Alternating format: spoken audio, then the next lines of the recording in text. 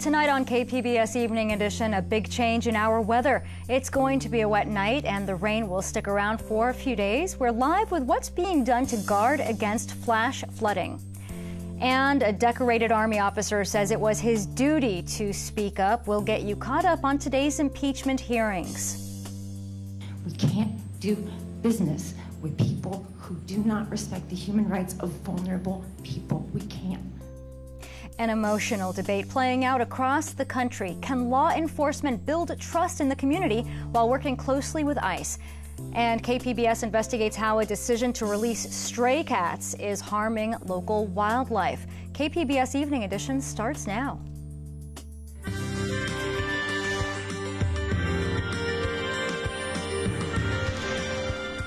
Good evening. It's Tuesday, November 19th. Thanks for joining us tonight. I'm Maya Trabulsi. Just 24 hours ago, it was feeling like summer in the 90s, and it was warm again today. But now the weather is changing, and rain is here. 2 storm systems are expected this week. The National Weather Service says the strongest rain will fall tomorrow. That's up to 1 inch along the coast and more in the mountains, with snow in some areas. That means a big drop in temperatures. KPBS reporter Matt Hoffman is live in Allied Gardens to tell us how the city is getting ready for the first strong storm of the season. Matt? Yeah, Maya, we're out here in Allied Gardens. I don't know if you can tell, but it is definitely raining. It's not coming down too hard, though. The worst of the storm is expected tomorrow. Now, there is a flash flood watch in effect. That's until early Thursday morning. Now, the city of San Diego is doing its part to try to help residents cope with this. They're giving out some free sandbags, all in an effort to help residents deal with the first big storm of the season. City crews have been putting up warning signs in areas prone to flooding, including downtown. Officials say this is the first big storm in months. We had a very dry summer, drier than usual, actually. And the start to this winter season, the fall, we've had no rain anywhere in California. So since October 1st, the start of the water year, this is the first storm. And here we are in mid-November. Significant coastal flooding is not expected. Still, city crews in areas like Ocean Beach have been working to make sure storm drains are clear. 1 to 2 inches of rain is expected by Thursday, which would be a significant amount. We could see like 1/4 of our annual rainfall from this one storm Wednesday as the tropical moisture merges with the cold Pacific storm. That's pretty significant. So you only need a couple of those and you have half your water year rainfall. That's the type of winter it's going to be, though. It's going to be all or nothing, where we see these potential wet patterns or we see prolonged periods of no rain and mild conditions. And some parts of the county will likely see snow during the storm. Going to the mountains, carry chains, even up Mount Laguna. There might be enough wet snow way at the summit level. So prepare for actual real weather. Now, a reminder, if you need some of these sandbags, I don't know if you can tell the rain's starting to come down a lot harder now. There's locations set up throughout the city of San Diego where you can pick them up. Just a warning, though, when you get the sandbag, there's no sand that comes with it. You have to go out and get your own sand, so keep that in mind. Now, the county of San Diego also has some locations set up across the unincorporated parts of the county at different CAL FIRE stations. They actually are giving people free sand. Now, a reminder, the worst of the storm is happening tomorrow. So remember, when you're out there, you might want to give yourself a few extra minutes out on the road to get to work. It's expected that morning commute to be really jammed up, and this is going to continue throughout the day and into Thursday. Here in Allied Gardens, Matt Hoffman, KPBS News. Good advice there, Matt. Thanks so much. And now let's get a closer look at what's coming our way. Regina Miller has what's shaping up to be a wet and cold forecast. Well, we have an upper low moving across Southern California. It'll bring a couple of showers around for tonight. Showers and thunderstorms for your Wednesday, and then cool behind it for the late week. We've had that moisture starting to just lift northward, and that's going to be the case into tonight. So for this evening and then in through Wednesday, we're going to be dealing with the rain here across parts of Southern California. And because of that, this evening through Wednesday night, we have a flash flood watch in effect. We could be looking at 1 to 2 inches of rainfall before all is said and done during this period of time, especially in the north and northwest facing slopes where we could see some heavier rainfall. Our FUTURECAST starting off at 7 p.m. showing some areas of rain here, and then as we go through the overnight hours, maybe a couple of showers around. Then we're going to see see some showers and thunderstorms. This is in the morning and then in the afternoon that we're going to be dealing with showers and thunderstorms. A couple of spotty showers in the metro areas for tonight, 61 degrees. Tomorrow, showers and thunderstorms around San Diego, Chula Vista. Watch for some flash flooding, especially in the burn scar areas and in the urban areas. There's going to be some issues here with travel. And the coast, we're going to still have a couple of showers lingering into Thursday, then mostly sunny skies on Friday. It is cool for the late week and breezy. Inland areas, cooler with showers and thunderstorms on Wednesday, and then Thursday, a couple of showers around, cool for the late week, and then sunny and nice as we go into the weekend. In the mountain locations, cooler, thunderstorms in the area. Watch for some flooding in burn scar areas, a couple of spotty showers lingering on Thursday. Then we're going to see it getting a little bit warmer and nice as we head into the weekend. On the desert locations on Wednesday, cooler with thunderstorms, spotty showers still lingering on Thursday, and then we've got sunshine and some gradual warming as we head into the weekend. I'm Regina Miller, KPBS News.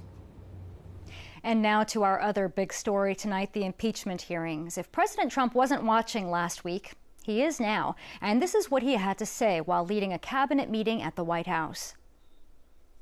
Vindman, I watched him for a little while this morning, and I think I'm going to let people make their own determination. But I don't know Vindman. I never heard of him. I don't know any of these people other than I have seen one or two a couple of times. They're ambassadors. But these are names that are taught, like Taylor, like Kent with a nice bow tie, wonderful bow tie. Maybe I'll get one for myself someday. I don't know who Kent is. I don't know who Taylor is. All these people are talking about, they heard a conversation of another conversation that was had by the president. What's going on is a disgrace. And President Trump was talking about the Army officer who was listening in on that July call with the president of Ukraine. He told House members today that it was his duty to report his concerns. And this is just the start of a busy week of testimony on Capitol Hill. Britt Conway has more from Washington. What's going on is a disgrace, and it's an embarrassment to our nation. President Trump lashing out against the public impeachment investigation hearings into an alleged dirt for dollars scheme involving Ukraine and an investigation into the Bidens. Former Special Envoy to Ukraine Kurt Volker once again testifying in front of House impeachment investigators. Ambassador Sondland made a general comment about investigations. I think all of us thought it was inappropriate. Alongside former National Security Council aide Tim Morrison. At the time of the call on July 25th, how its disclosure would play in Washington's political climate. My fears have been realized. This after an already full day of testimony from Jennifer Williams, a member of Vice President Mike Pence's staff, and National Security Council official Lieutenant Colonel Alexander Vindman. 3 witnesses were on President Trump's now infamous July 25th phone call with Ukraine. I want to emphasize to the committee that when I reported my concerns on July 10th relating to Ambassador Sondland and then July 25th relating to the president, I did so out of a sense of duty. Ms. Williams, are you a never-Trumper? I'm not sure I know an official definition of a never-Trumper. Would you describe yourself that way? I would not, no. The White House further weighed in on today's hearings, saying in a statement, quote, nothing President Trump has done or said amounts to bribery or any other crime. Today's hearing only further exposes that Chairman Schiff and the Democrats are simply blinded by their hatred for Donald Trump. I'm Britt Conway reporting. And KPBS is bringing you live coverage of the impeachment hearings. Tomorrow's testimony begins tomorrow at 6 a.m. You can watch, listen, and stream live on all KPBS platforms. Emotional public comment today at the Board of Supervisors meeting. The Sheriff's Department was part of a forum explaining how it cooperates with immigration and customs enforcement. As Priya Sridhar reports, the partnership can be a struggle between community trust and public safety. The San Diego County Sheriff's Department was in the spotlight today. By state law, the Sheriff's Department is required to hold a public forum with the County Board of Supervisors to receive comment about how the local law enforcement agency is cooperating with Immigrations and Custom Enforcement. In 2018, more than 82,000 inmates were released in San Diego County, 266 to ICE. Last month, the department made some major changes to the way it deals with ICE, including only notifying the federal agency about inmates who have been convicted of a qualifying charge. Although the law allows the sheriff the discretion to cooperate with immigration authorities in cases in which a judicial finding of probable cause has been made on a qualifying charge, out of an abundance of caution, we will no longer be honoring ICE notification requests until the individual has been convicted of a qualifying charge. It also is no longer allowing law enforcement officers from outside agencies to make arrests within county jails. The Sheriff's Department says it's complying with state law, and it notifies inmates of their rights to refuse an interview or request a lawyer when being questioned by federal agents. Immigration activists at the forum say more needs to be done. I deal with young people who are worried every day that their parents or their family members might be picked up by ICE, and they are scared of going home to not having parents at home. This is a real fear. This affects the way people are able to succeed in their education. The San Diego Immigrant Rights Consortium made 7 demands, including removing a list of inmates pending release from the Sheriff's Department website. Sheriff Bill Gore says he's open to continuing dialogue with the consortium in their quarterly meetings. Perception is so important. If there's something we can do differently that changes the perception without impacting good public safety, I want to listen to it. Priya Sridhar, KPBS News. Border Patrol says a toy was used as a smuggling device and it landed a 16-year-old boy in jail. Pictures show 56 pounds of meth that were seized over the weekend. Officers say they were called to Otay Mesa, where they found a boy hiding in bushes with 2 duffel bags and a remote-controlled car. The drugs have a street value of more than $100,000. A new report is shining the spotlight on a wide disparity between African American and white students in San Diego Unified Schools. It shows a big gap in academic performance and in suspensions. KPBS education reporter Joe Hong has our report. Hundreds of students, parents, and educators filled the auditorium at Morse High School on Monday, where researchers summarized their findings. Among them, African-American students are half as likely to meet academic standards and more than twice as likely to be suspended. Student leaders responded. Endia Griffin is a senior at San Diego Met High and co-founder of the district's Black Student Union Coalition. She said she found the report devastating but sees student groups as part of the solution. As we engage in culturally responsive curriculum, attend Black events, and work on surface projects, we hope to uplift San Diego's Black community and create lasting effects for generations to come. San Diego Unified said it will work to ensure all its educators are culturally responsive to the needs of Black students. Joe Hong, KPBS News. I'm Amna Nawaz. Tonight on the NewsHour, the first witnesses who listened to the president's phone call at the center of the impeachment inquiry. That's coming up at 7 right after Evening Edition on KPBS.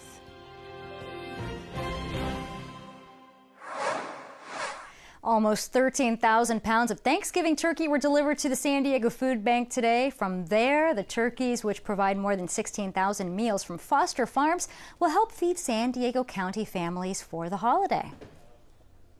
It's a community to feed a community. We couldn't do our important work without the support of great partners like Foster Farms. So it's a great partnership. Protein is a big deal for people in need because it tends to be a little more expensive. So providing these turkey meals at the right time goes a long way towards helping those people in need. And according to Feeding San Diego, 1 in 8 people in San Diego County is food insecure. That is 11% of the population. Foster Farms says the company is delivering enough turkeys to feed more than 105,000 food insecure people from San Diego to Seattle. The San Diego Humane Society is rolling out a controversial new program. Instead of keeping cats in shelters to either be adopted or euthanized, they are releasing them back to the streets. In part 2 of her series, KPBS investigative reporter Claire Tregeser looks at what impacts those cats have on the environment. Jim Pugh peers into the marshy grass at the Famosa Slough in Point Loma. It's too far away, but there's a super cool bird on that wooden stump over there. With his cargo pants and wide-brimmed hat, he looks like exactly what you'd expect from the conservation chair at the San Diego Audubon Society. I think it's a Say's Phoebe. I'm not sure. There were birds everywhere in the marsh. But as we talked, we also saw something else. With the combination of climate change taking a huge toll on birds, and then the cat problem, and then the birds. Oh. Where? The little dot by the tennis courts. Oh, yeah. Right. Oh, yeah, right. The cat sitting and watching the birds was one of many we saw in the slough. They're a big problem, Pugh says. And the slough is a very, very birdy place, so it's not a good place to have cats. A typical house cat, I guess, catches maybe a bird a week or something like that, and a feral cat typically catches a couple birds a week. A 2013 study found outdoor cats are the biggest human-caused threat to wildlife and kill between 1 and 4 billion birds each year in the U.S. Despite these sobering facts, the San Diego Humane Society has allowed more than 1,200 captured stray and feral cats to be released back into the wild since it took over animal control services for San Diego and several other cities in the county. It's a controversial practice that has angered many environmentalists and animal rights advocates and led to legal challenges in Los Angeles and Orange counties. We should be treating cats like we treat dogs. Grant Sizemore is director of invasive species programs at the American Bird Conservancy. He says all cats should always be contained. We don't allow packs of wild dogs to run around this country anymore, and we shouldn't allow hordes of cats to run around our parks or neighborhoods either. Sizemore is based in Washington, D.C., but when I told him about the San Diego Humane Society's program, he wasn't pleased. The release of even just one cat is a tragedy because it's going to result in poorer quality of life for the cat and also create a risk for wildlife and public health. Sizemore and others point to research showing cats have caused the extinction of up to 63 species. They say euthanizing feral cats may be the only way to serve the greater good. So he has an ear tip, which is a sign that he's already been neutered, so we are going to let him go. Such a policy would be completely unacceptable to people like Hannah Shaw, who is known as Kitten Lady. About 50% of the cats in the United States are community cats who live outside, and so, those cats don't deserve to die just because they were born outdoors and aren't social with humans. Her nonprofit Orphan Kitten Club traps feral cats and takes them to be spayed or neutered, then lets them go in a program called Trap, Neuter, Release, or TNR. TNR helps everyone. It helps the community, it helps the animal shelter, it helps kittens. It's even better for the individual cats because it might be the only vaccine they ever get. It might be the only chance they ever have to see a veterinarian. So, whether you like cats or don't like cats, TNR is for you. Less cats outside. The point is to gradually decrease the feral cat population by preventing more cats from being born outdoors. But that doesn't swiftly deal with the problem the way bird lovers would like. Gary Weitzman, the CEO of the San Diego Humane Society, is familiar with the arguments for why cats shouldn't be outside. But he says cats aren't actually the biggest threat to birds and other wild animals. And if cats do kill, that's part of nature. I wish nature was a little bit of a kinder guardian of our planet than it sometimes is. But the fact of the matter is we're committed to the welfare of both wild animals and domestic animals. And I don't think that those have to be mutually exclusive. And once they do wake up, we put them immediately into their trap. Meanwhile, Audrey Stratton continues doing her work. She runs the Feral Cat Coalition, which operates a small spay and neuter clinic in the College area. And once they do wake up, we put them immediately into their trap because once they wake up, they're usually awake. Stratton stands over a table covered with sleeping cats. At the moment, it's hard to see them as fierce hunters causing extinction of birds. They are cuddled up under blankets, but are actually wild cats, sleeping off their anesthesia. This is the only time they're getting pet. And if they knew what was happening, they wouldn't be happy about it. She hopes to expand her clinic. Right now, the work she does only makes a small dent in San Diego's stray cat population. Claire Tregesser, KPBS News. And you can find part 1 of Claire's report on kpbs.org. Bye-bye to Bebe. The adorable panda cub Bebe said goodbye to his home at the Smithsonian's National Zoo in Washington, D.C. today. Bebe is now headed for a new home in China. The zoo has a cooperative breeding agreement with China, and all cubs born at the National Zoo are transported back when they turn 4 years old. It's estimated there are 1,800 giant pandas living in the wild. They used to be considered an endangered species, but conditions have improved and they are now listed as vulnerable. It is one of the most scenic regions in the world, and it's right up our coast. But a popular travel publication is suggesting tourists avoid it. Reporter Feliz Cortez takes us to Big Sur. That description of it being a place that Big Sur is not a place to visit makes no sense at all. Popular travel publication FODOR'S is out with its no list for 2020, and Big Sur made the list under the heading, The Places That Don't Want You. You know, the Big Sur community needs visitation to survive, and I think that this community is working on trying to find solutions to the issues we're facing. FODOR'S goes on to write, Big Sur is becoming overwhelmed, and locals lament the lack of public bathrooms and the disgusting roadside consequences. Big Sur Coast has 90 miles. There's this one location, though, that we do have a challenge that we're working on, trying to find a better way to manage through traffic and the impacts of people enjoying that beautiful location.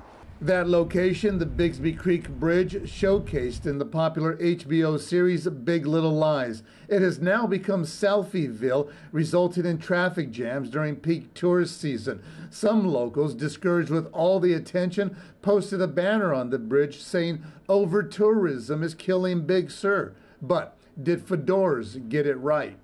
There's no question there are some issues that this community is facing, this area is facing, and I'm not sure it's over tourism. That suggests a certain number, and that's hard to pin down. I'm not sure that's the case. Suggesting that people stay away just isn't the answer. And that was reporter Feliz Cortez. In case you're wondering, it's about 420 miles from San Diego to Big Sur. An update now on last night's story regarding the city and SDSU working to reach a deal on the stadium site. The city council ended up voting unanimously to proceed. City negotiators will now work with SDSU to formalize a document for the sale. The university is offering $86 million. The goal is to complete the transaction by March and begin building a new stadium and other development soon after. Streaming has changed the way we listen to music and watch TV. Google hopes it will do the same for video games. Stadia streams games directly from Google's data centers to your devices. It's kind of like streaming music or TV shows, but with high-quality video games. It's called Stadia. This video is from August when gamers got an early look at the platform. Aside from specially designed controller, there's no hardware to buy. Google will charge a monthly subscription fee. Today's launch comes ahead of new consoles expected next year from Xbox and from PlayStation. And putting on a headset and sinking into a 3D virtual world may seem like kid stuff to some, but increasingly, it's the elderly who are discovering the transformative power of VR. Liz Niceloss reports. 91-year-old Phyllis Holmes and her daughter Rebecca are going on a trip. No need to pack a bag. It's headsets on for this virtual travel. We could go on the places, Mom, that we went on vacation. Yeah, we could do Copper Harbor. We could do Harbor Springs. Harbor Springs, that's it. Wait, is that Lake Michigan? That's Lake Michigan, Mom. If we're in Harbor Springs, that's Lake Michigan. Oh yeah, of course it would be. This is great. Holmes is in hospice care, living in a room decorated with family photos and the art she once created. Never one to sit still, she finds the immersive nature of VR more engaging than photos or TV. It's all based on that one little glimmer that comes about when you look at something that you haven't seen for a long time. Her hospice provider, Continuum, has rolled out VR technology at their facilities around the country. Our whole goal is to help somebody have a peaceful passing. Part of that process is to do life review. This technology really helps us transport them to accomplish that. Sure does make me think of riding along the shore of Lake Superior. The vacations were our absolute favorite time. So I like to relive them with her so that she can remember as well. Oh, I see, yeah.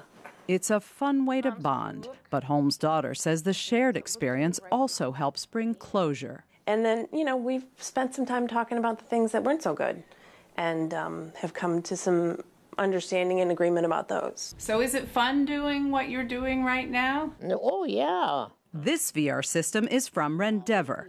It's among a growing number of VR companies partnering with senior living facilities. Group VR is meant to reduce loneliness through a shared immersive experience. Look to your right, Mom. I am. See that driveway? Yeah. I bet that's Jen's driveway. Oh. Wouldn't that be neat? From where she sits, Holmes doesn't want to just look back. She likes the way VR stimulates new thinking. That, to me, is a continuation of growing and keeping your mind working as you age. Phyllis, would you want to go places where you've never been? I think probably. So you'd consider the safari? At this distance, yes. Okay. Liz Nislas, WGBH News. And you can find tonight's stories on our website, kpbs.org/evening edition. Thanks for joining us tonight. Have a great evening.